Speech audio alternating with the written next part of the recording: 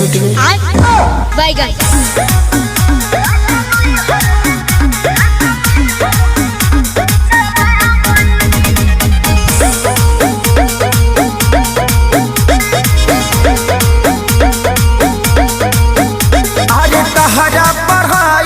नइखे कोनो जोड़ हो, बोले लू तो इंग्लिश के तूर दे लू गोड़ हो। मैं तो बताई मैं नहीं हूँ हाई फाई।